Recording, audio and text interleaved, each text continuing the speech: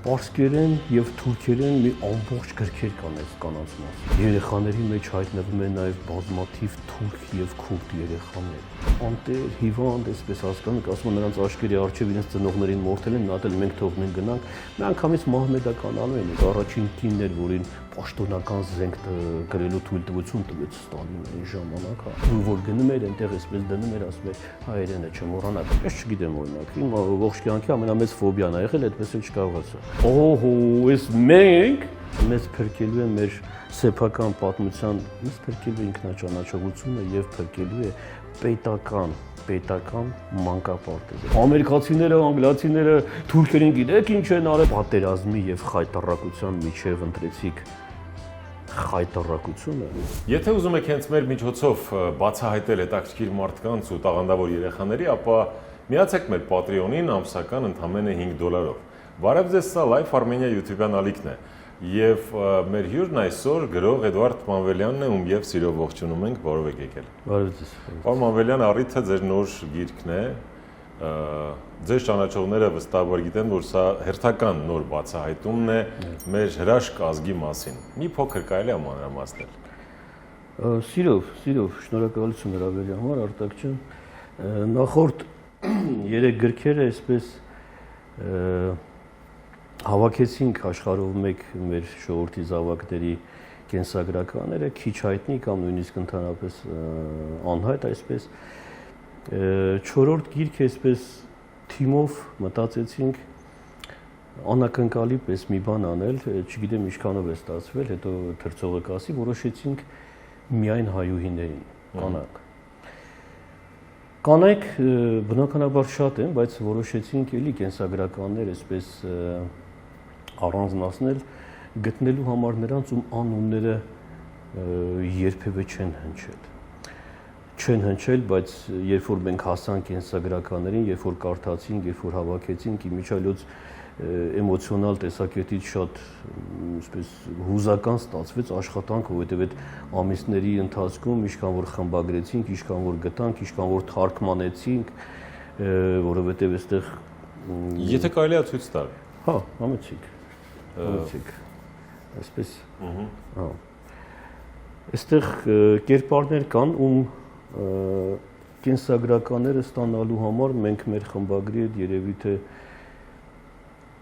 ավել պակաս այսպես հանկարծ, չգիտեմ, սխալ բան չասեմ, 10 օր, 12 օր, 13 օր, մինչև 2 շաբաթ աշխատել ենք պարսկերենից եւ թուրքերենից թարգմանելու համար։ Ուրեմն հետաքրքիր կերպարներ կան,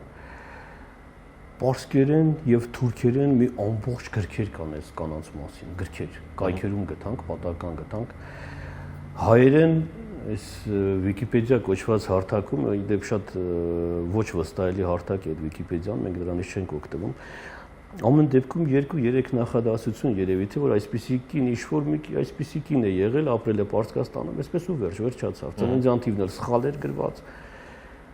Հետո փորփրեցինք, գտանք, որ պարսկերենով մի ամբողջ գիրք էր նվիրված այս կնոջ, այս կինը համարվում է այսօրվա ժամանակակից Պարսկաստանի ժամանակակից կրթության հիմնադիրը,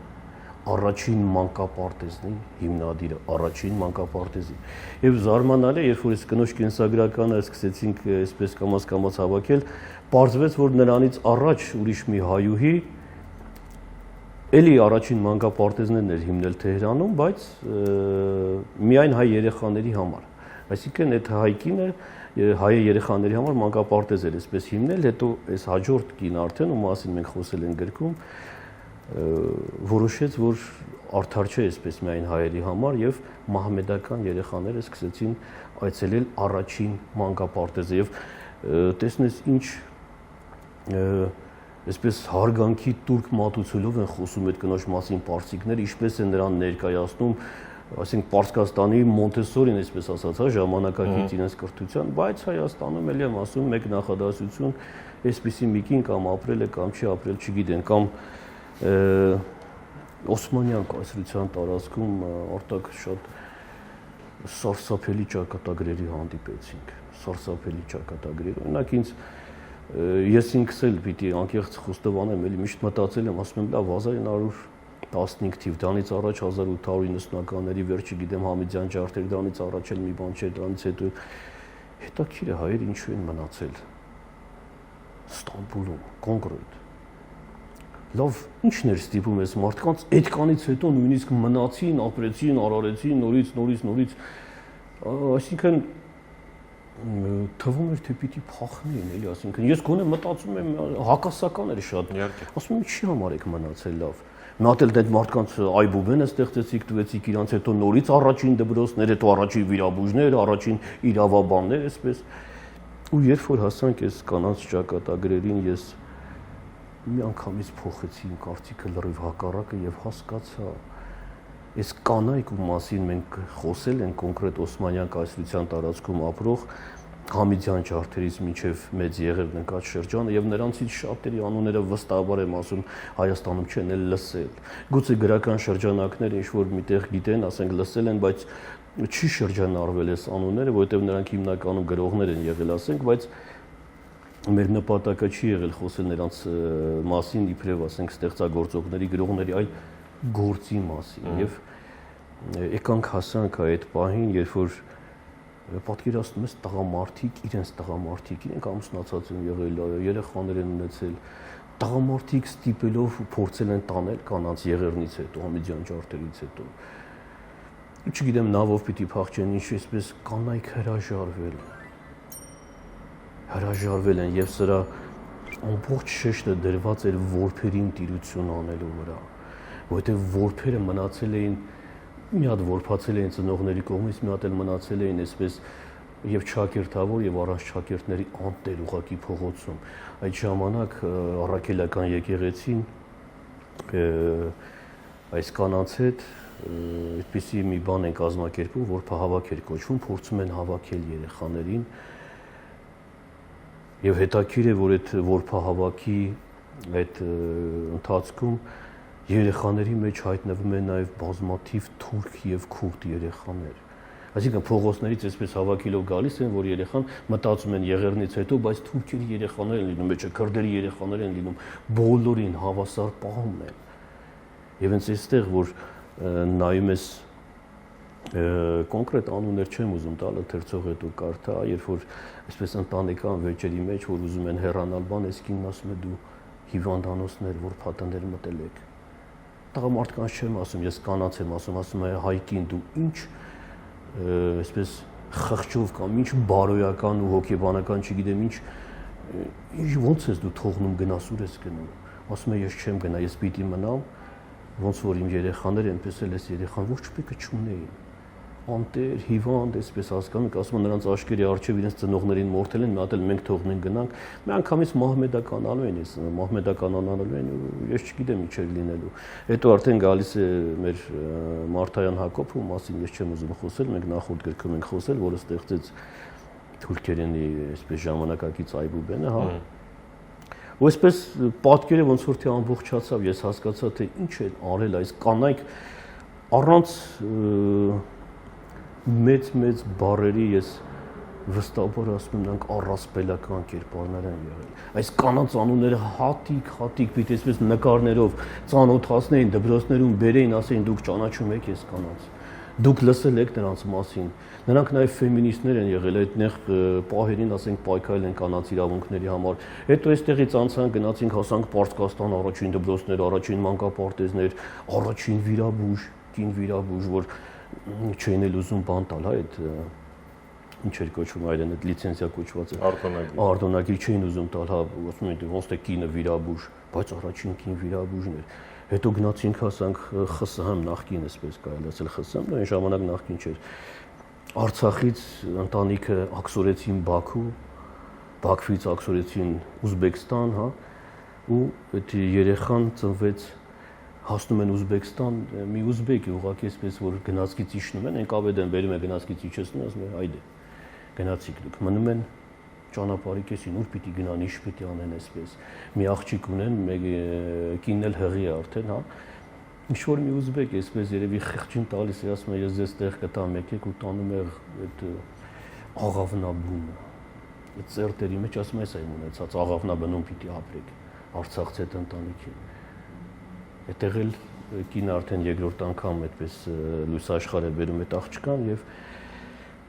այս աղջիկն էլ երևի թե չգիտեմ ամենաֆենոմենալ կերպարներից, ասենք ԽՍՀՄ-ի շրջանում իմիջիայլոց առաջին կինն էր, որին պաշտոնական զենք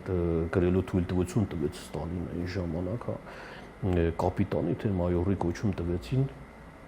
Թամարա խանում։ Այս կինը դարձավ հանրահայտ այսպես երգչուհի, ամբողջ աշխարհով պատտվում էր ու մահմեդական կանանց, այսպես ասած, իրավունքների պահապանը, ինչի համար ծայրահեղականները նրա հորը սպանեցին։ Երբ որ ինքը սկսեց արդեն երգեր պարել, ծայրահեղականներն ասեցին, մի քիչ հարիր չի, կնոջ էսպես դեմքը բացել ես երեխեն էսպես, այնպես, ու հորը սպանեցին, բայց այս կինը դարձավ այսպես հանրահայտ Թամարա խանում, հայ, ասենք որ Ուզբեկստանում ֆիլմեր են նկարել, չգիտեմ, այսպես 100 մի ֆիլմեր կան, չգիտեմ, գրքեր, բայց պետք նստել խոսել, թե Թամարա խանում մեզ ոչինչ չի ասում։ Ու երբ որ արդեն հարցազրույցներից մեկի ժամանակ ինքը խոստովանում է, ասում է ես խանում չեմ, ես Թամարա Պետրոսյանն եմ։ Պարզապես երբ որ արդեն պիտի Կրեմլը կարծեմ ինչ-որ հյուրախաղերի թե որ պիտի գնային, ասեցին քեզ բեմական անուն է պետք, Պետրոսյանը չի աշխատելու այստեղ։ Թամարա Պետրոսյան Արցախից ասեցին չի աշխատելու այստեղ, խանումն էլ այդպես այդ միջին այսեմ կնոջը դիմելու այդ հարգի ձևներ, հա, ոնց որ տիկին այսպես ասած, ասեց դե գոնե այսպես չարիքներից փոքրագույն խանումն էլ ու դարձավ Թամարա խանում, բայց ինքը խոստովանում է, հետո ասում է ես Թամարա խանում չեմ, ես Թամարա Պետրոսյանն եմ։ Պարոն Մամիրյան, այսինքն հայուհիներ, որոնք չնայած իրենց դառը ճակատագրերին, ըստ էության լուսավորչական գործունեությամբ են զբաղվել եւ տարբեր երկրներում առաջադիմական բաներ են արել։ Դառնալով առանցքը։ Պարտադիր է եղել, Արտակ ջան, մենք օրինակ հիմա դուք մի քանի օրինակ ասեցիք, բայց ընդհանուր պատկերը, որպեսզի մարդիկ հասկանան, թե ինչով են սնվելու ձեռք բերելով այս գիրքը, ես ուզում եմ ամբողջական տեսեք, հիմա ես ձեզ հարցնում եմ որտեղից կարող են ձեռք բերել։ Գրքերը մենք նախորդ անգամ էլ ասեցինք, հա, գրախանութներում չկան, ինչպես նախորդ երեքս, այլ միայն պատվերներով, հեռախոսահամարներով, եթե կարելի եթերում ես կասեմ, եթե չէ, մենք հետո կգրենք դուք։ Համեցեք հիմա էլ ասեք։ Հա, եթե կարող եք ասել, ուղղակի 096 99 62 62 կամ 098 90 63 78, այլ տարբերակ չկա, որևէ տեղ չի վաճառվում։ Եթե ինչ-որ տեղ վաճառվում է, սա արդեն օրենքի խախտում է, որովհետև գիտեք, ինչպես է աշխատում օրենքը, գրախանութներում չկա։ Հետո հիմա մենք կրթված մարդիկ ենք, սովետական շրջան ենք անցել, բավական կարգին կրթություն ենք ստացել, սովետի ժամանակ կրթությունը շատ ուժեղ էր, ես բան չունեմ ասելու։ Հիմա ձեզ հարցնեմ, ասեմ Արտակ ջան, ով է հայկական սոխակ, աշխարհում են ասում հայկական սոխակ։ Գոհար Գասպարյան։ Ա տեսնում եք։ Մի ամբողջ աշխարհում գիտեն, չէ՞, եթե մենք ասում ենք հայկական սոխակ, մենք գիտենք Գոհար Գասպարյան, բայց մենք հայկական սոխակ ունեինք 1890 թվականին։ 1890 թվականին այս կնոջը արևելքի եւ հայկական սոխակ էին ասում։ Թամարային ասում էին արևելքի ծիծեռնակ, այս կնոջն ասում էին հայկական սոխակ, առաջին անգամ են այս կնոջը ասել հայկական սոխակ, առաջին հայ օպերային երգչուհին Նադեժդա Պապայան։ Այս կնոջ մասին մեր կարծեմ չեմ հիշում այս բանը։ Պապայան թե Պապյան։ Պապայան։ Հա, իսկ Հասմիկ Պապյանի գուցե։ Չէ։ Նադեժդա Պապայան բավականին դրամատիկ ողբերգական ճակատագիր ունեցավ, սպանեցին նրան, տակավին երիտասարդ, մի քանի կոպեկի համար այսպես ուղղակի, բայց երբ որ նայում ես, ասենք, այս կնոջ անցած ճանապարհը, ինչ բեմեր, ինչ, հետո գնացինք հասանք Ամերիկա։ Քեցի Բերբերյան, ասենք, այս անունը ես ինչ-որ մի տեղական չի սնկել էր, բայց երբ որ կարդացինք, ասենք, այն, չգիտեմ, էլ ասենք, այն աշխարհի հռչակավոր կոմպոզիտորները անձամբ այս կնոջ համար օպերաներ են գրել, ձոնել եւ գրել հատուկ նրա ձայնի համար, որ որևէ մեկը պիտի մոտ չգար սրան։ Հասկանում եք։ Ու երբ որ նայում ես, ասենք, Նադեժդա Պապայան Միլանի կոնսերվատորիա գնացում է Լա Սկալաներ, Փարիզի օպերաներ, ասում ես, ժողովուրդը նշանակ Գոհար Գասպարյան չկար, բայց իհարկե Գոհար Գասպարյանը եկավ, ամենայն հարգանքով Գոհար Գասպարյանն է, բայց Նադեժդա Պապայանի այսպես կենսագրականը մնաց պատմության փոշու տակ հանճարեղ կերպար էր, հանճարեղ։ Կամ ասենք Սիրանուշի կյանքը, որ գիտես դիվիզիաների բանակային կորպուսների աշխատանք է տալիս Սիրանուշը։ Մենք փորձել ենք գրքում ցույց տալ ոչ թե ստեղծագործությունը, Սիրանուշը հայ բեմի, ասենք, չգիտեմ, դերասանուհին, այսպես կարելի ասել, ու ինքն է, բայց փորձել ենք կենսագրականներում ցույց տալ նրանց արած աշխատանք, այսինքն ինչ էր անում Սիրանուշը օգտագործելով բեմը, ինչպես էր հայերենը պրոպագանդելով փոխանցում, այսպես, ու որ գնում էր այնտեղ, այսպես դնում էր, ասում էր հայերենը չմոռանաք, ասում էր թատրոնը դա միակ տեղն է, որտեղ կարող ես հայերենը փոխանցել առանց վախենալու, որ քեզ դրա համար ինչ-որ սովետականություն, բայց այսպես ճակատագրի բերումով չքավորության մեջ, հիվանդության մեջ մահացավ եւ էլի ճակատագրի բերումով Եգիպտոսում թաղվեց Երվանդ կողքին, որը մահացել էր էլի չքավորության մեջ։ Պարոն Մանվելյան, տեսեք, շատ երկար կարելի է խոսել, բայց մի քիչ էլ այսօրվա հետ զուգահեռները անցկացնենք։ Հիմա մարդիկ մեզ լսում են, ասում են շատ ապրեք, դուք հրաշալի գործ եք անում, բայց դա մեզ այսօրվա վիճակում ինչ է տալու, ինչ է ոնց է օգնելու այդ գիրքը։ Կարդացինք, պարտացանք, ինչ լավ ունեցել ենք, էլի ենք անցյալով։ Ինչ որ բան տալու է այս գիրքը մեզ այսօր, որ մեկը կասեր մուշկի գանք։ Շատ են ասում, այդ արտահայտությունը շատ են ասում։ Հա, լավ, հասկացանք, հիմա մենք այսօր, օրինակ այսօր մեկ ինձ առավոտ շուտ այսպես բարոյահոգեբանական վիճակը ոնց որ ստուգելու համար գրել էր տղա ջան, դու էտի մեծամիտ տղա ես։ Շատ մեծամիտ ես, հասկացանք, բայց քո արածը ընդամենը ինֆորմացիա, հա իմացանք, անցավ գնաց։ Անդադ կասես մանկապարտեզ, մենք դրա ժամանակը չունենք։ Մենք հիմա այն վիճակում ենք, որ մենք իրավունք չունենք խոսելու այսպես տարածական մանկապարտեզ, այսինքն դարերի հաշվարկով իրավունք չունենք խոսելու, մենք պետք է խոսենք կոնկրետ։ Ինչ եք ուզում կոնկրետ, հա գնացեք, չգիտեմ, կատյուշա բերեք, գրադ բերեք, ես բերեք, տանեք լցնենք միտեղ, այսպես ասում եմ, պարոն, դու գիտես, որ սրանից 100-150 տարի առաջ,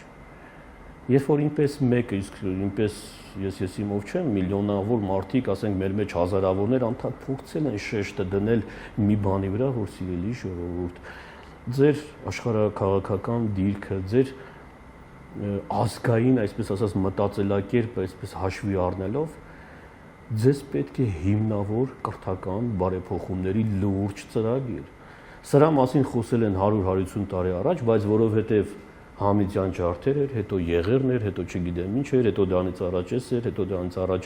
Շահ Աբասն էր, չգիտեմ, հա, ասենք 1600 թվականներ, միշտ հասարակությունը այսպես հակասել, ասել հիմա դրա ժամանակը չի։ Հիմա զենք, գնացել են զենքով հարցերը լուծել են կամ չեն լուծել, չգիտեմ, հետ են եկել տուն եւ նորից անցել են հին կյանքին։ Այսինքն 94 թվականին բավականին այսպես բարեհաջող մեզ համար, ասենք, հա, քաղաքական, այսպես աշխարհագրական առումներով մենք վերադարձանք տուն 94 թվականի մայիսի 8-ին։ Հետո մեզ տրվեց 30 տարի, այսպես ինչ տվեց, ֆորա տրվեց, այսպես ասեցին, ապրեք։ Ստեղծեք ձեր համակարգը։ Հա, ստեղծեք 30 տարի ժամանակ ունեք, մենք չգիտենք 30 տարի ունենք, թե չէ, բայց 30 տարի ձգվեց այդ ընթացքը։ Հետո պարզվեց, որ ում հետ մենք խնդիր ունենք, մեր եւ նրա միջև մի 7 հատ էլ սար կա, որ այդ սարերը մենք մեզանով ենք արել, հա, մեզնով ենք արել։ Մինչև այս մարդը հանկարծ մի օր փորձի հետ գալիս ամեն ինչ էծեվի, 7 սար պիտի անցնի, 7 շրջան, չգիտեմ այսպես, մենք էլ 30 տարի եւ 7 սար ունենալով հանդերձ, ուղիղ 15 վայրկյանի մեջ տանուլ տվեցինք համ այդ սարերը, համ այդ ամեն ինչը, եւ ոչ միայն հետ չգնացինք այդ հին տակառին, որ գոնե տակառի մոտ, այդ տակառից էլ մի 200 կիլոմետր 300 դար հետ ընկանք։ 300 դար է, չէ, եթե պատմությանը նայենք, ես չգիտեմ, ասենք լենք թեմերն ու պարսկական փղերը հիմա կծիծաղային մեր վրա, ասենք տղեկ, մենք չկարողացանք անել այն, ինչ որ դուք արեցիք ձեր ձեռքով։ Հա, ասենք, ես չգիտեմ, հազարամյակներ այնտեղ փղերից ու չգիտեմ, ոչ ոք չէր մտել Արցախ։ Այն արցախցին, որ ապրում էր իր հողում, հանկարծ վերցեցիք ու տվեցիք սրան։ Հիմա ասում ես, եկեք գիրքը կարդանք, ասում եմ, կարդին Նադեժդա Պապան աշխարհի առաջին օպերան երգչուհին եւ ոնց է դրանով կարվածարը հետ բերել։ Ինչ ասենք, ես դե տանեմ Թուրքին, ասեմ Արիստոտելը, տես մենք Նադեժդա Պապան ունենք։ Ասում եմ, լավ, հիմա հանկարծ համահայկական մոբիլիզացիա։ Օրենք ենք հանում, որ մենք շատ այսպես վտանգավոր գոտում ենք ապրում, կառավարությունը որոշել է բոլոր չափած տղամարդկանց զինել, օրինակ, օրենքով, Դուրը ծեծում են կամ գալիս եք տղեկ ջան, այս զենքը քեզ ամեն վարքյան ինչ-որ խնդիր կարող է լինել։ Այդ խնդիրը մի 10 օր, 15 օր կամ մի ամիս հետո միջև հասնի մեզ, այդ բաժանած զենքով արդեն ամեն մեկ իր 4 հարևանին գնդակարած կլինի ամենակիչը։ Այսինքն այդ զենքը, որ բաժանեն մեզ մի 20 օր էլ ժամանակ տան ասել սպասեք, հեսա խնդիրը գալիս է, մինչև այդ խնդիրը գահստի, այդ զենքից մեզ ոչինչ չի մնա, մեկ։ Երկրորդ, այդ զենքը, որ բաժանեք այդ հասարակությանը, ես մեկին գիրեմ, որ ասում էր մաչակալի տակից ինչ-որ զենք մենք հանեք գնացեք։ Այս դեպքում այդ զենքերը տես մտցնել են մաչակալի տակ, ասեն ես ոչինչ չեմ տեսել, նичего не видел, ничего не знаю, այսպես моя хата с краю։ Մեկը գալու է այդ ժամանակը, կռիվը կլինի թե պատական կլինի թե ինչ կլինի, մեկ այն մի քիչ տոկոսն է, որ գնում է դրան, հասկանում ես Արտակ ջան, իսկ ավելի զորավոր ինքնապաշտպանողական եւ հարձակվողական զենք, քան գիտելիքն է, աշխարհում դեռ չեն ստեղծել։ Եվ ինքնապաշտպանողական եւ հարձակվողական, բայց գիտելիքը հասարակության ձեռքը ժողովրդի, հասարակություն չասենք, ժողովրդի ձեռքը տալուց առաջ, հիմա մենք որ տալիս ենք, դու պիտի նախապատրաստես ժողովրդին, թե ինչպես օգտագործել այդ զենքը։ Ավելի առարկայական խոսենք, Քեթի Բերբերյանի մասին մարդը իմացավ, ի՞նչ է դա տալու, որ ինքը իր ազգից չզզվի, հակառակը հպարտանա։ Չէ, մեծ հաշվով այստեղ երկու ծայրահեղություն կա, Արտակ ջան։ Եթե մենք լողալ չգիտենք, ես չգիտեմ օրինակ, իմ ողջ կյանքի ամենամեծ ֆոբիան ա եղել, այդպես էլ չկարողացա։ Եթե ես լողալ չգիտեմ, ինչ տարբերություն ես կխեղդվեմ 3 մետրանոց լողավազանում իմ տան դեմը, թե Մարիանյան իշխվածքում 11 կիլոմետր 300 մետր, օրինակի համար։ Եթե ես ոտքերի ու շարժունակության խնդիր ունեմ, ասենք հավասարակշռություն, ինչ տարբերություն մեջքի վրա հետ կգնամ գետին, թե քիթբերանի վրա։ Այսինքն երկու ծայրեղություն կա։ Մեկը պաթոսը, տեսեք մենք։ Հիմա այսպես կարճ պիտի անդրադառնամ, բայց չեմ էլ ուզում անդրադառնալ, որովհետև հանկարծ ասենք այս երեխեքի ականջան գնի, ասեն ես մենք ինչ ուժեղ ենք, որ մեզ անդրադառնում են, ինչ-որ անծանոթ երեխեք են։ Ինձ ընկերներից մեկն էր ուղարկել, աչքիս ընկավ, այդպես ռիլներ են պատրաստում, Facebook, Instagram, բան չգիտեմ, ինչպես հայտնի այրի մասին խոսում են, իմիջիայլոց մոտից էլ եմ ինչ-որ բաներ տեսել, այսպես նկատել եմ, բայց չէ։ Ռիլներ են այսպես պատրաստում, իսկ դու գիտեիր ու բավականին ասենք այնց կոշտ կոպիտ փողոցը հայերենով են իրար հետ խոսում։ Այնպես էլ չի ասեք, խոսում են, ու դու գիտեիր, որ Խանջան աղասին ասենք օրինակ չգիտեմ կամ ասենք այսպես խոսում են, լավ են անում, մեծ հաշվով ասենք լավ, բայց ճանապարհը տեսնելը եւ ճանապարհը անցնելը հիմա 17-18 տարեկան տղան ու 45-50 տարեկան տղամարդը եթե կանգնեն բարձրահարկ շենքի կտուրին, երկուսի առջև նույն տեսարանն է բացվելու։ Բայց այն 45-50 տարեկան տղամարդն արդեն ամեն անկյունները գիտի, ճանապարհը տեսնելը եւ անցնելը դրանք տարբեր բաներ են։ Գուցե դուք տեսնում եք նույնը ինչ որ ես, բայց ձեր փորձառությունը դեռ մնացել է ձեր մանկապարտեզի եւ դպրոցի արանքում։ Ձեր փորձառությունը ձեզ թույլ չի տալիս ճիշտ ներկայացնել գիտելիքը, այսինքն Աղասի Խանջյանը սովետը թալանում էր, բերում էր Հայաստան ներկառուցում։ Էմի չեմ ուզում մեկնաբանել, բայց մի անգամ տակը գրեցի, որ ասեցի տղեկ մի քիչ զգուշ եղեք, ամեն դեպքում մարդիկ կարդում են, էլի, ասենք ես չգիտեմ որտեղից եք վերցնում այս ինֆորմացիան, բայց Աղասի Խանջյանն ով էր սովետ քանդեր բերեր, ասենք Երևան կառուցեր։ Սա այն Աղասի Խանջյանը, որ Ստալինի մի զանգով Գյուլբենկյան Գալուստին խայտարակ արեց, պատվազրկեց։ Խայտարակ արեց եւ սա այն Աղասի Խանջյանն էր, որ Ստալինին անձամբ դիմեց նամակով լուծարել հայ առաքելական եկեղեցին եւ չեղյալ անել կաթողիկոսի պաշտոնը։ Մյուս Ստալինն էր զարմացել նույնիսկ, ասում էր Աղասի, այս նույնիսկ Ստալինը զարմացավ, ասեց, այսինքն այս երեխեքը մենք այտենց կարողանում ենք ապշեցնել։ Տանում են պաթոսի ու վերջում էլ ասենք այդ ռիլի վերջում ասում է, բա ինչ էիք մտածում, ով եթե ոչ մենք, ավելի սարսափելի, ավելի կործանարար զենք, նույն գիտելիքն հասկանում եք, նույն գիտելիքն է։ Մեկի ձեռքին սա դառնում է վերլուծողական մի բան, մտածում ասենք, ասում կարդում ենք, ասենք, ով է Էդուարդ Մանուելյանն, այլ կարդանք։ Նադեժդա պապա, երբ որ կարդում են 50-60 100 հոգի կպցնում են իրար, մի շերտն ասում է, էհե, եւ ինչ են արել Հայաստանում։ Մյուս շերտն ասում է, օհո, էս մենք այն երրորդ շերտը, քիչ, շատ քիչ շերտը, ասում է սիրելի հայեր, բա որ մենք էս ենք, բա ինչի ենք էս։ Ինչա այս մարդը ինչի համար աշխատում, այս մարդը փորձում է ձեզ ցույց տալ, որ Գեր հզոր ֆենոմենալ անհասկանալի կարողություններ դուք թողել եք բոլորին բացի ձեզնից։ Ամբողջ շեշտը ցանում էր դրա համար հեղինակի խոսքը գրքի սկզբում վերջաբան, նախաբան, այսպես վերլուծողական, որ սիրելի ժողովուրդ պաթոսից չեք կշտացել։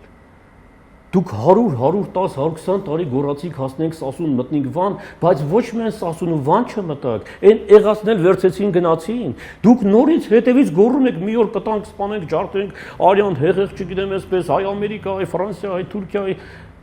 ասում եմ, այ ժողովուրդ ջան, բա ես ձեզ բացատրում եմ, ասում եմ, ձեր սեփական պոտենցիալը դուք օգտագործել չեք կարողանում մեկ, որովհետև եթե բոլորին, թե սովետական շրջանում, թե անկախ Հայաստանը առավել եւս ամերիկաներից, հնդկաստաններից, չգիտեմ, վերցնենք, բերենք Հայաստան, սրանցից ոչ մեկը չէր դառնալու այն ինչ որ դարձավ։ Հիմա ինչ եք առաջարկում, ծվրվենք աշխարհով մեկ։ Տեսեք, մեկն ասում է մենք ստեղծվել ենք հատուկ դրա համար, որ գնանք աշխարհի համար աղ դառնանք։ Ասում եթե դուք ստեղծվել եք, որ աշխարհի համար աղ դառնաք, բա ինչի եք նստել ձեր ճակատագրից բողոքում։ Ախր մեր հարևանները հələ տեսեք ինչ վատ տեղ են, այդ ժողովուրդ ջան։ Սեփական պատմությունը իմացողի համար Հայաստանի աշխարհագրական դիրքը ոչ թե անեծք էր, այլ օրհնություն։ Պատկերացրեք Արտակ ջան, մենք ապրում ենք աշխարհների խաչմերուկում, ունենք զորավոր պոտենցիալ, զենքերը ստեղծել է, անցյալ անգամ մենք խոսեցինք, չէ՞, ինչեր էին արել այստեղ։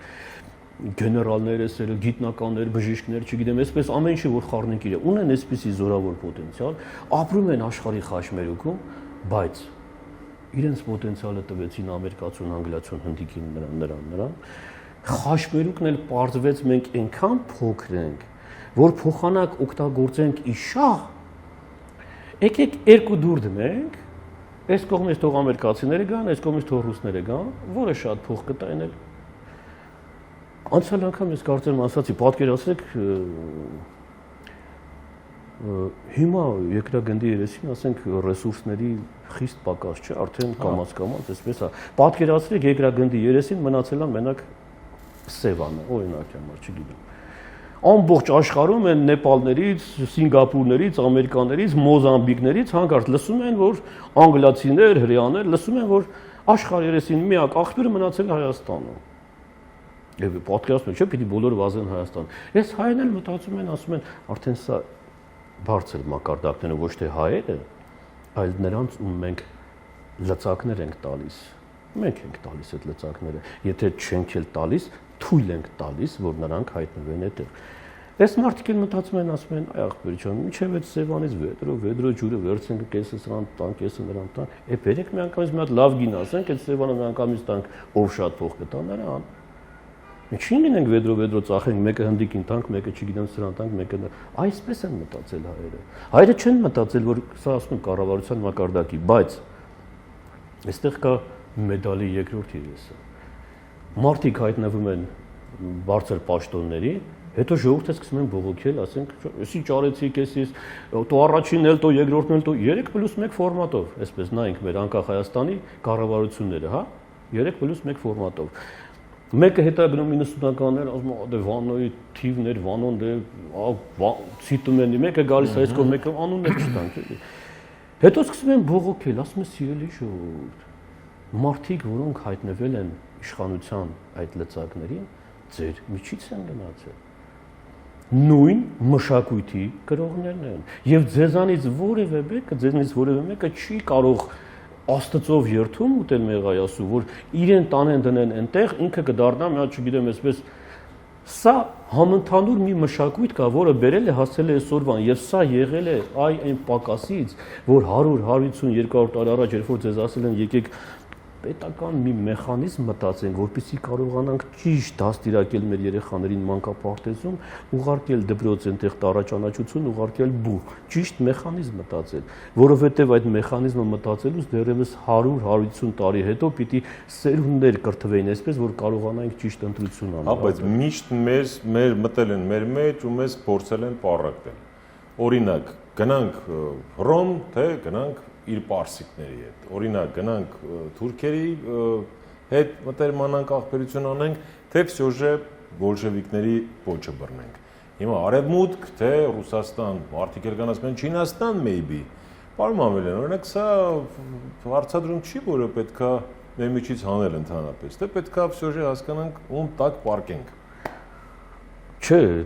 արտահայտությունը իհարկե սիրուն չի, դիվանագիտությունը ինքը ընդունված, ասենք, կարգ է, չէ՞, աշխարհի այսին մարդիկ գիտեն դիվանագիտությունն ինչ է, բայց դիվանագիտությունը ենթադրում է մանյովրների արվեստ, այսպես խուսավարելու, այսինքն դու պիտի կարողանաս ճիշտ ժամանակին ճիշտ։ Բայց ինչ չեն ճիշտ ստացվում, մենք էլ շախմատի աշխարհի չենք։ Չէ, բայց մեր մոտ չկա դիվանագիտություն։ Օրինակ ինձ որ անդադ ասում են Էդվարդ ջան, մեծ լսան ունեք, հետևորդներ ունեք, գրքեր, մարդիկ գալիս են, ինչի երկրի վիճակի մասին, այսպես ասած, չեք խոսում, չեն հասկանում, որ սա ինձ երկրի վիճակի մասին է։ Ինչու քաղաքական, այսպես ոնց որ ասում են Հայաստանում քաղաքականությունը Սումուել չէ, այսպես մարտեր առանց կանոնների։ Ես չեմ հասկանում, դա ինչ քաղաքականության մասին է խոսքը, այդտեղ մտնելու տեղ չկա, հասկանում եք, որովհետև գյումրեցիների ասած պազիգմ ժողովրդի մեջ 120-130 կուսակցություն ու չես հասկանում, բոլորը նույն բանն են գոռում, լար կամսարն էր ասում ժամանակին։ Ռամկավարներ, դաշնակներ, չգիտեմ, այսպես ասում, բոլորը միասին գոռում են ազատ անկախ Հայաստան, ասում են, ես էլ նստած մտածում եմ, ասում եմ, լավ, միևնույն բանը ասելու համար 4 կուսակցություններ ինչի համար է։ 4 ամենը։ Հիմա որ լեր կամսարին արություն տանք, ասենք վարպետ մի արի տես ի՞նչ է կատարում այստեղ։ Այսքան կուսակցությունների մեջ բոլորի մեջ պարտադիր կա ժողովուրդ բառը, ազգ բառը, հայրենիք բառը, պարտադիր։ Անկախ բառը, հա, չգիտեմ, անկախ էս ինչ, ժողովուրդ էս ինչ, չգիտեմ, ազգային էս ինչ։ Բայց նայում ես, ասում ես, այ սիրելի հայեր, պատկերացրեք բոլորը այդ մի ավտոբուսի մեջ եք, հա։ Այդ ավտոբուսը այսպես բոլորով միասին դեմով, ընդդեմով, չգիտեմ, այսպես այդ ներսի այդ ձեր հավաքական այսպես կերպարը վստահել եք վարորդին, հա, վարորդը նստած, այդ վարորդը քշում է ուղիղ անդունդը։ Դուք տեսնում եք անդունդը եւ տեսնում եք, որ այդ վարորդը դիտավորյալ տանում է ձեզ անդունդը։ Բայց դուք վարորդին թողել եք։ Վարորդից այս կողմ այդ 120 ասենք կուսակցություններով իրար ով էր մեղավոր, էս ինչ էր, մեկ էլ դրսից կրակոց է լսվում Արտակ ջան։ Ասում են վարպետ կանգնի, ավտոբուսը կանգնեցրու, ավտոբուսը կանգնում է, ասում են հիմա տես ավտոբուսի մեջ ինչքան 18 տարեկան երեխա կա, բոլորդ իջեք դուրս։ Դուք այս ավտոբուսը մի հատ sense շրջափակեք, տեսեք ով այնտեղից կրակում, նա դրանց դեմն առեք, մինչև մենք շարունակենք այս ամեն ինչը ավտոբուսի ներսում, իսկ վարորդը շարունակի մեզ տանել դեպի անդունդը։ Այդ ընթացքում 18 տարեկան երեխեքից ոչ մեկ հետ չի գալիս, չի բարձրանում ավտոբուս։ Սրա մարազմը, հասկանում եք, այստեղ ինչ քաղաքականության մասին է խոսքը։ Լավ, քաղաքականությունը թողնենք։ Հիմա այս մեր խաղաղասեր երիտասարդը ուզում է խաշմելուկ դարաշրջան բացի, բան, ասենք, հոռանում է, չի տենում էլի, այսինքն կամ չտենալու է տարի, որ Սիրիայի մտել են խաղաղասեր տղեկը թուրքական հաթաթ գյուլելով գնում են ավելին, նկարում գցում են, որ ցույց տան, որ մենք ով ենք։ Դրանք հենց էպես չեն նկարում։ Հիմա այստեղ ասպա դեպ, հիմա ֆրանսիացին քցեց, ամերիկացին շանտեղ չի դնում, Վենսի հետ հազիվ միջանցքում են մի բան փոփքերում, հետո ցարը չի պատասխանում, դե ինչ անի էս խեղճ տղեն։ Խեղճ հարիֆը ներողություն բառից համար տարածված ձևակերպում կա։ Հիմա խնդրեմը դեռ է այդ կառավարչի, թե խնդրեմը ընդհանրապես որ մեզ չեն սիրում, բայց եթե չեն սիրում, ինչու չեն սիրում։ Մի քիչ սիրեք էլի, ասում մի քիչ մերձավորներին սիրեք էլի։ Առաջին Նա մեզ ով է փրկելու, ով է մեր դաշնակիցը իրական։ Ես ասեմ պատմությունով ուղղակի։ Ես մեզ փրկելու է մեր սեփական պատմության, մեզ փրկելու է ինքնաճանաչողությունը եւ փրկելու է պետական մանկապարտեզը, պետական։ Հիմա այդ մարդն այսօր առօր գրել է ասում է, մանկապարտեզ քար, բետոն, չգիտեմ, այսպես շինարարություն, ասենք մանկապարտեզ մարդիկ մտածում են ինչ-որ շենք կառուցենք, շենք կառուցելու շենքի մասին են խոսում։ Ոնց որ ասում ես եկեղեցի, մարդիկ գնում են շենքի, ասենք տաճարի, ասենք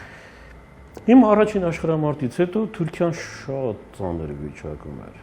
եւ ոչ թե կայուն ծանր, այլ անկայուն ծանր վիճակում։ Մարդը ձեռքերը բարձրացրեց, իր պարտությունը ընդունեց, հա։ Անգլիացիները կանչեցին թուրքերի կառավարությանը, Հունաստանի այդ Մուդրոս կղզում, հա, գիտես,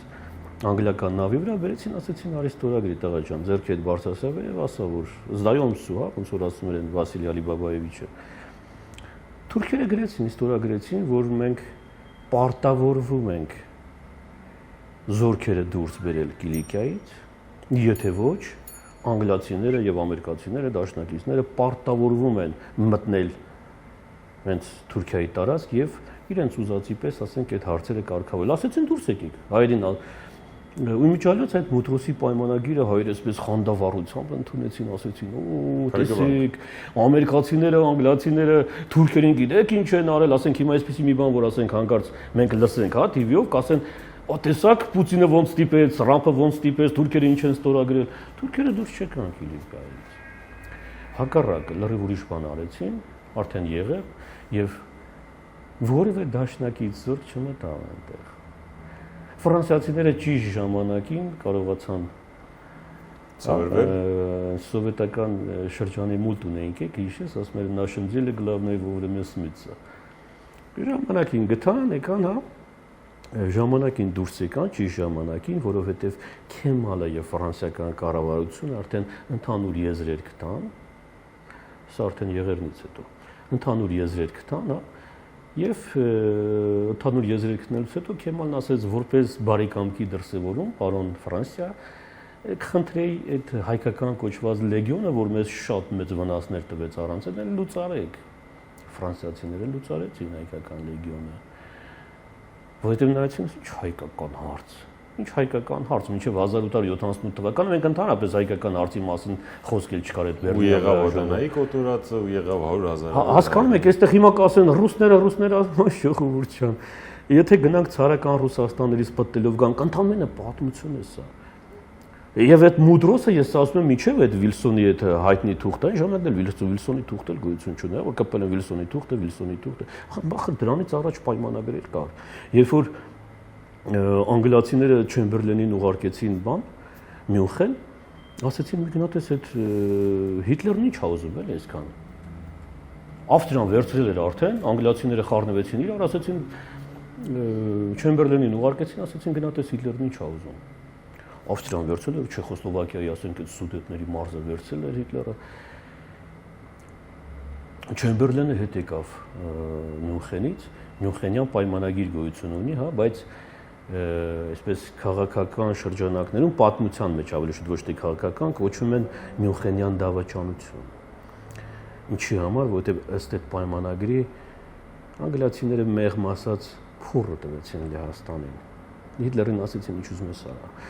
Ստալինը պակտը ստորագրել էր չհարձակվելու պաշտպանության եւ Լեհաստանի, Պրիբալտիկային, Ֆինլանդիային, այսինքն ինքը Լիտվայի համար ստորագրել էր, որ ես քեզ կօգնեմ, Լատվիայի համար, Էստոնիայի համար, Ֆինլանդիայի, բայց մտավ։ Ամինքը մտավ Լեհաստան, համ Ֆինլանդիա մտավ, ել չեմ ասում այդ Մերձբալտյան հանրապետություններ ուղակի բերեց, այսպես իրենով արեց, հա, երբ որ Չեմբերլենը հետ եկավ Անգլիա ու ներկայացրեց այս Մյունխենյան պայմանագիրը որպես հաղթանակ, այդտեղ Չերչիլի հայտնի արտահայտությունը կա, չէ, ասում է դուք պատերազմի եւ խայտառակության միջև ընտրեցիք խայտառակությունը, դրա համար կստանաք խայտառակ պատերազմ։ Այսինքն միևնույն է դուք պատերազմը ստանալու եք, բայց հիմա կստանաք խայտառակ պատերազմ։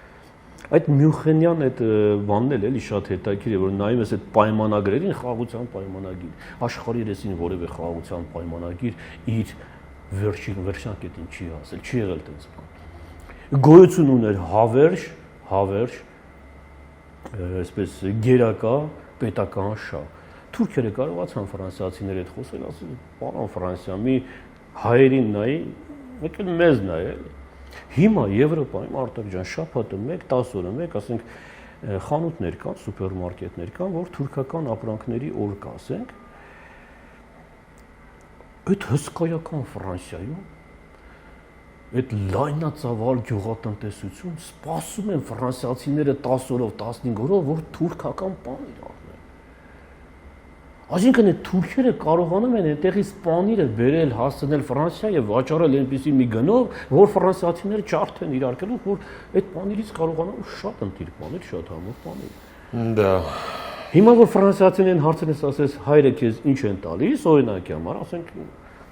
ինչ հետ են ասոցացնում Հայաստանը, ասենք Ազնավուրը, Մանուշյանը։ Չէ, մարդու մասին չի խոսքը, տնտեսություն, այսպես ասենք, չգիտեմ, կոնյակն էլ Ռուսաստանից ինքով չէր ասում, չգիտեմ։ Դե կոնյակի դեն ասոցացնում, բայց իրանք են այստեղ մշակում։ Դե կոնյակը հենց կոնյակի ռեգիոն, այդ կոնյակ անունը ֆրանսիական կոնյակի անունով է, հենց շամպայնը նույն, հա, շամպայնի անունով շամպայն էր, կոնյակի Հայաստանում շամպայն կոնյակ, այսպես կարելի ասել ճիշտ է մերն էր, բայց այդ անունները այսպես փոխառնված էին, Բայց ֆրանսիացուն կոնյակով մերն էլ չենք զարմացնել, էլի կներեք։ Չէ, ֆրանսիացուն ոչ գինով, ամենայն հարգանքով, ոչ գինով, ոչ շամպայնով, առավել եւս, ոչ էլ չգիտեմ կոնյակով հաստատ չենք զարմացնում։ Կան լավը գուցե, չգիտեմ, ես այդպես սիրահար չեմ, բայց չեմ կարծում թե կզարմացնեն։ Ասածս արտակ չեմ, որ պայմանագրերը չեն աշխատելու։ Պարոն Ավելյան, ավարտում ենք որպես ամփոփում, էլի, ինչ անելի, վերջո որն է ձեր որպես գրողի, որպես մտավորականի, մշակութային գործչի գլխավոր ուղերձը, եւ ձեր գրքով, եւ ձեր գրքի ասելիքով, եւ որպես մարդ քաղաքացի։ Դուք ունեք ձեր աուդիտորիան, ձեր լսարանը եւ ինչ անենք, լավ, վերջո հիմա այդ կարիքը բոլորս ունենք։ Մենք իսկապես ծանր վիճակում ենք եւ հոգեվոր ասելիքի ուղերձի կարիք կա այսօր։ Հիմա տեսեք, Արտակ ջան, եթե մենք դուրս են գալիս փողոց ու հորդառատ անձրև, հա, անձրևանոցը շատ անհրաժեշտ մի բան, բայց երբ որ անձրևը դադարում է, այդ անձրևանոցը դառնում է չգիտեմ, ծանր մի բան, որ չես ուզում այդ քաշ տալ, մտածում ես միտեղ թողնես դա, հա, բայց անձրևի ժամանակ դա շատ կարևոր է։ Առաջին օրից, երբ որ սոցիալական ցանցերից այսպես անցանք արդեն գրքի մտադրության, անընդհատ թե YouTube-ի մեր ալիքով, թե Instagram-ով, թե չգիտեմ Telegram-ով, թե նույն Facebook-ում, նույն գրքերում, 4 գրքերում արդեն այդ ուղերձներով, նախաբաներով, վերջաբաներով փորձել ենք պահել այդ մի ուղերձը, որ սիրելի հայեր ձեզնից առաջ, եթե ոչ առաջ կամ գոնե ձեր հետ, չգիտեմ, ասենք մարդկության սկզբնավորման մասին է խոսքը, աշխարհի եսին ապրել են շատ խելացի ժողովուրդներ, հույներ են ապրել, ասորիներ են ապրել, չգիտեմ, այսպես մենք չենք գծել գեզերքի առանցքը, մենք չենք պահում, այսպես ասած, այդ ձգողականության ուժը մեր վրա չի, հասկանում եք, այսինքն այնպես չի, որ հայերն են, ասենք, հայերի հաշվին է երկրագունդը ապրում կամ չգիտեմ, չէ, խելացիներ կան բոլոր ազգերի մեջ, օրինակ, չգիտեմ, սերբերներ են, ելնեն գորային, ասենք, չգիտեմ, կամ Տեսլա ունենք, կամ նրանք ասեն, մենք Դա Վինչի ունենք, կամ չգիտեմ, նրանք այսպես չի, այդ փոքր ազգի կոմպլեքս կար մեր մեջ ձևավորված, դա դեռևս են նախասովետական ու շատ նեղելուց եկավ այդպես այն Շահաբասի ժամանակներից, երբ որ անդադ նեղել, անդադ տեղանուններ, եկավ այդ փոքր ազգի կոմպլեքսը, որ անդադ ուզում են գոռալ, որ տեսեք, մենք, ոնց որ մեր տեղը իմացեք,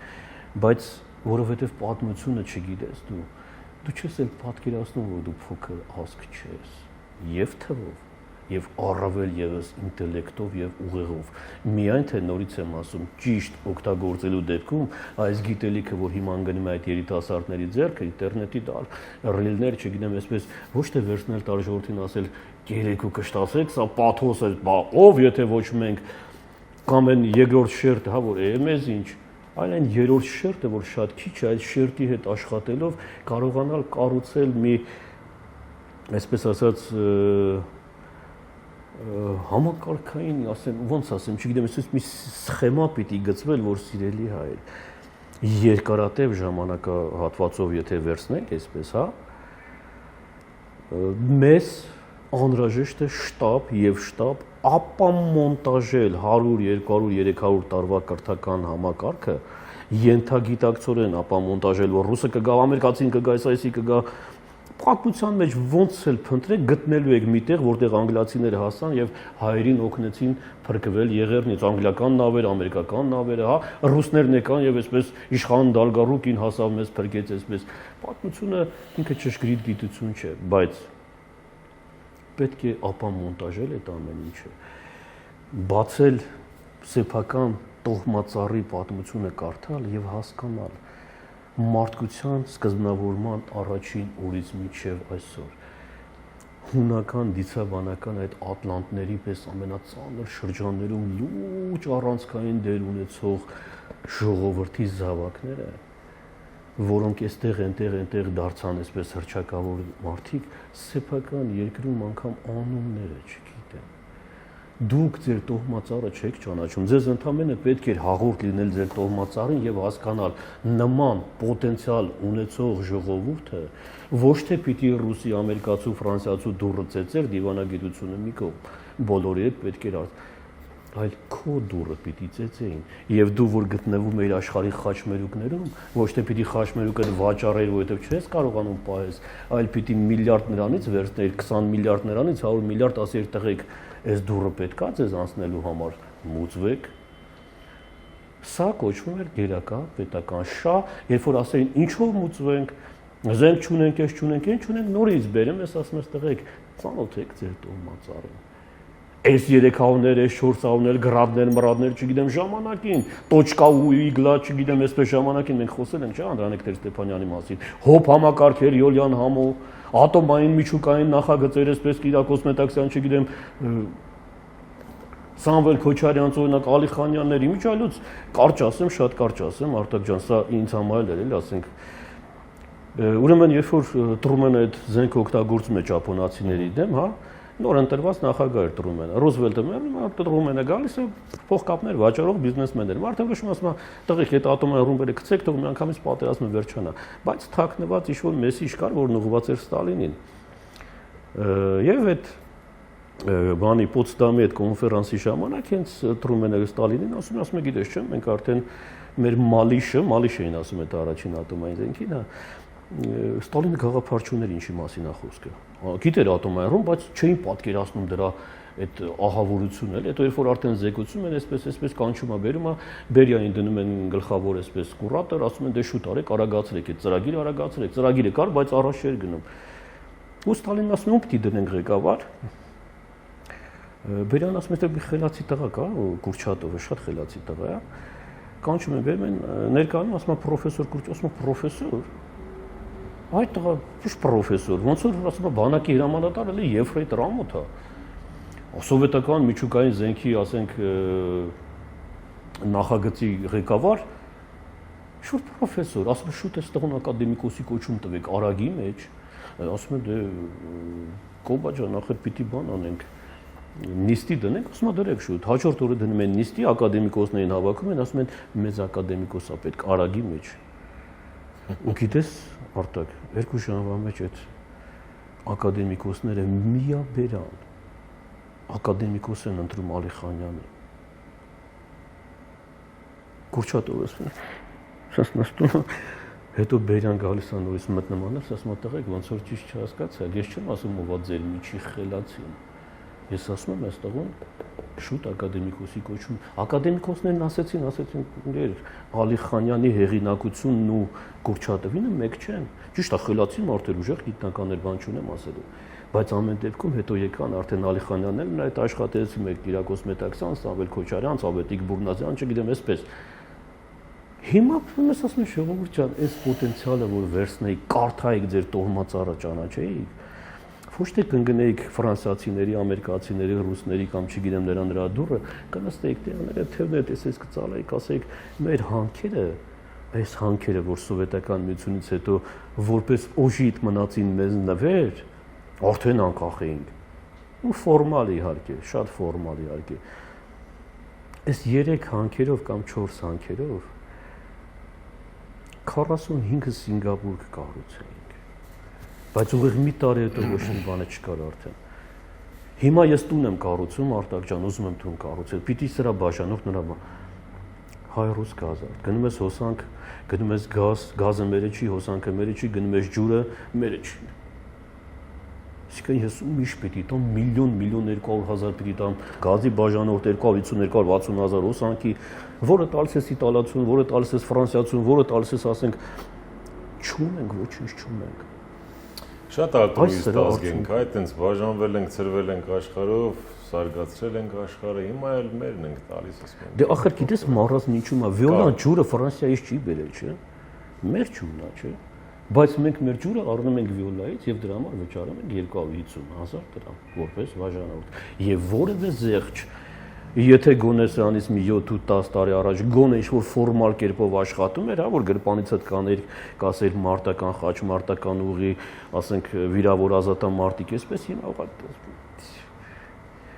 անցավ այդ շրջանը, ոչինչ չի պետք։ Պարոն Մամելյան, շնորհակալություն ձեզ հետաքրքիր մեկնաբանության, ձեր տեսակետների եւ ձեր արված աշխատանքի համար։ Միշտ հաճելի է հյուրընկալել եւ լսել նորություններ մեր մասին։ Շնորհակալություն, բարեկամներ, սա Live Armenia YouTube-յան ալիքն էր, որի հյուրն այսօր գրող Էդուարդ Մանվելյանն էր։ Շնորհակալ ենք նաեւ ձեզ հարցազրույցը դիտելու եւ մեր ալիքին բաժանորդագրվելու համար։